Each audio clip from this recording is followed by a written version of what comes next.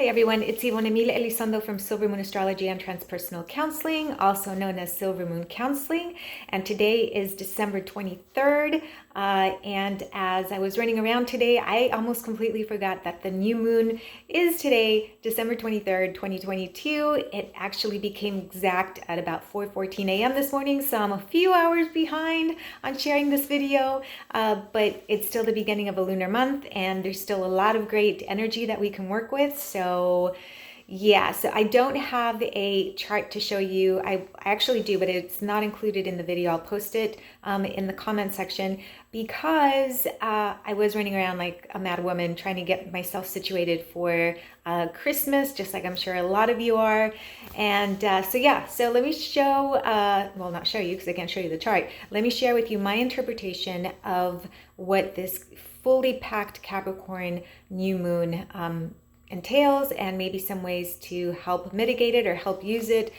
Who knows, for professional purposes, career, relationship, or just spiritual development. Okay, so it is very chilly here in Central Texas today. I'm actually liking it, but it is absolutely chilly. So we are going to have a chilly Christmas, not necessarily a white Christmas, but a chilly Christmas. So we'll go with that. I'll take that. Okay, so this Capricorn new moon, let's talk a little bit about the Capricorn energy, because we do have the sun and the moon, which are considered planets in astrology, and then we have Pluto that's been hanging out in Capricorn for the last several years, and then we have Venus and we have Mercury in Capricorn. So there is a lot of Capricorn emphasis to this new moon, right? So Mercury represents the mind and thinking and communicating and interacting. Venus represents those things we love, the aesthetics, the beauty, connecting interrelationally. Pluto is just Pluto. Okay, like some days I really wish that Pluto was not included in astrology, just like it's been kicked out of, the planets. I'm kind of hoping sometimes, because Pluto can be a troublemaker, and it's been a troublemaker in my chart. But so Pluto is that sense of transformation and kind of breaking things down to the nitty gritty and helping you, kind of like the phoenix, help you be reborn. Oh yeah, that's a painful process. So, and then we have the moon and of course the sun in this new moon. So we do have a lot of Capricorn energies. Capricorn is cardinal earth. It's initiatory earth, but it's still earth, right? It's like that mountain. I mean, it's represented by the mountain goat or the sea goat, and it's a more ambitious, more work-oriented energy. And so when it focuses on work, it's can become a very top-heavy type of energy. And what I mean by that is that it's about rules and about regulations and processes and hierarchies, and represents the government. It represents, structure and process and foundation. It's kind of like a building, okay? It's not going anywhere. It's not a fixed sign, but it's still not going anywhere, just kind of like the mountain.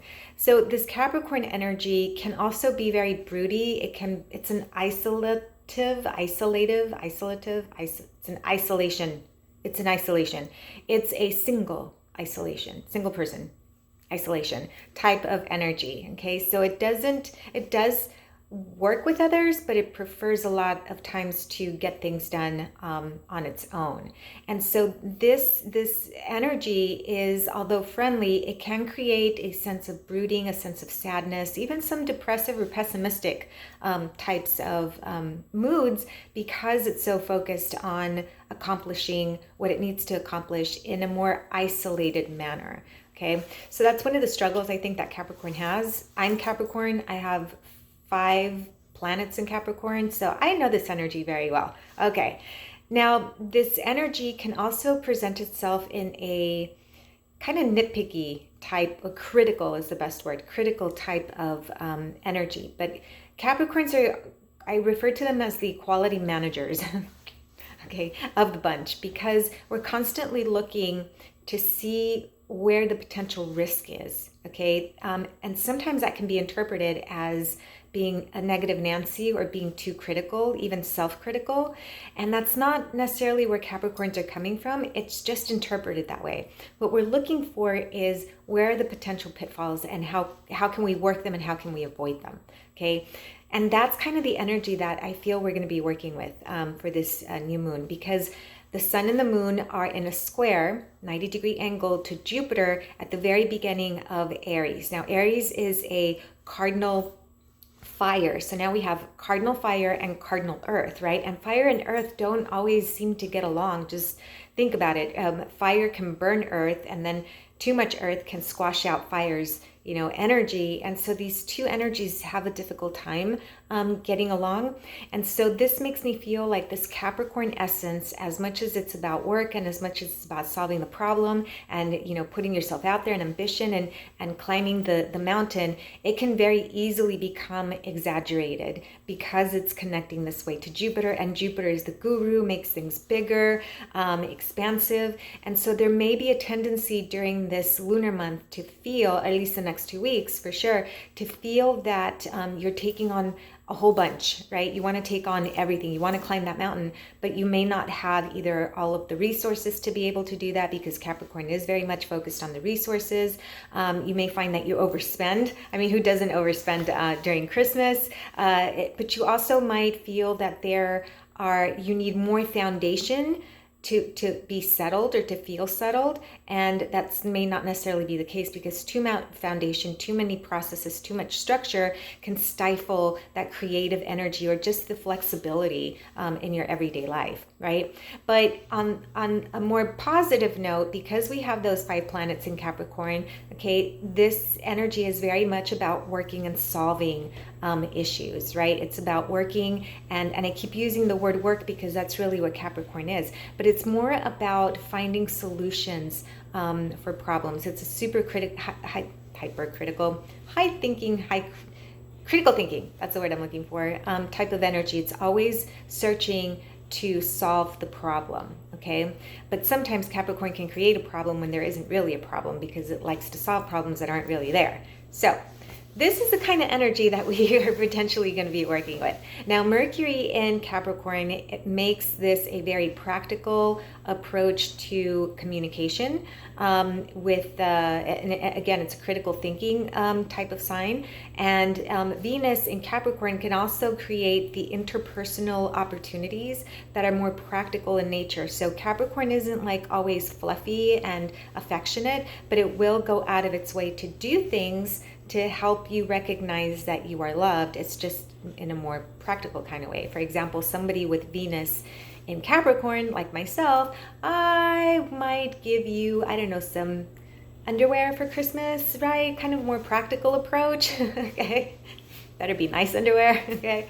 Let's not go in that direction. But no, I don't actually do that. I really enjoy fun gifts. But there's a more practical approach to how we connect with other people. Okay, so, and then of course Pluto's in the mix, and Pluto in Capricorn has been creating like this massive havoc socially. This is more of an interrelational type of, an intergenerational type of essence. And so Capricorn has been slowly, the hierarchies of Capricorn, the government, again, it represents government, has been slowly become not so top heavy. Things are breaking down, and we're seeing this, socially, how governments are almost being forced to restructure their approach to the people to some extent.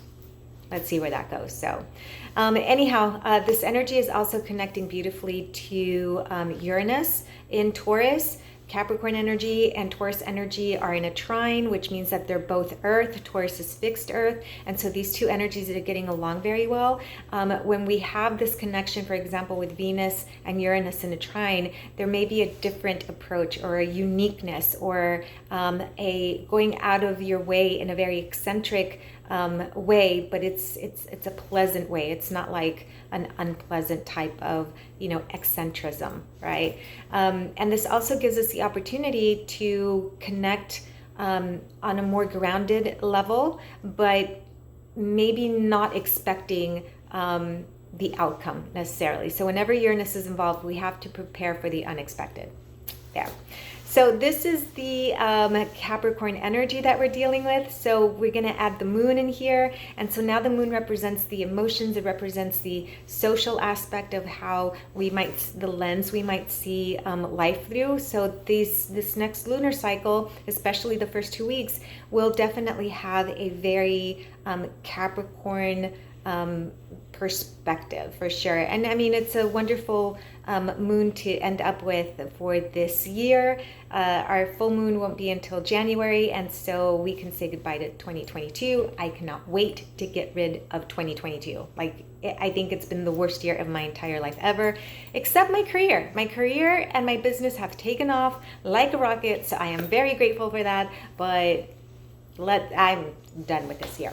So anyhow, if you want to learn more, if you want to learn more ways to mitigate or ways to use this energy for yourself, because Capricorn is such a grounded energy, my recommendation would be, as you start preparing for the new year, there's so many of us that create these goals and resolutions for the new year. This would be a great time to really sit and do some introspective work, because Capricorn energy is definitely going to find the foundation. It's going to find the gaps. And when you can create a practical foundation moving forward, which means goal-oriented, okay, which means resolutions for the new year, you can take this time right now and use this energy to create some really good foundations for moving into 2023. Yeah, that's one of the ways that I would definitely use this Capricorn new moon for. The other aspect is Capricorn is very much about tradition, okay? We enjoy all things old, okay, like me. Yeah. So taking a look at maybe how you can incorporate tradition into your Christmas or into the holiday season, for sure. It could be an old tradition. I've had so many people tell me recently, clients and friends and so forth, gosh, we really miss the days when we had these parties, right? And the Christmas tree, and there was like all of this interaction. And then 2 years ago, this bomb dropped on us, right? And we kind of went separate, and a lot of people are having difficulty coming back together. And so maybe bringing old traditions into the mix, or even creating new traditions moving forward, because Capricorn is all about the old and loves those traditions as well. So all right, now I can say, if you want to learn more about your astrology, please visit me. I am at silvermooncounseling.org. That is silvermooncounseling.org. And I hope everyone has a beautiful, beautiful and blessed Christmas and a happy new year. Take care, everyone. Blessed be.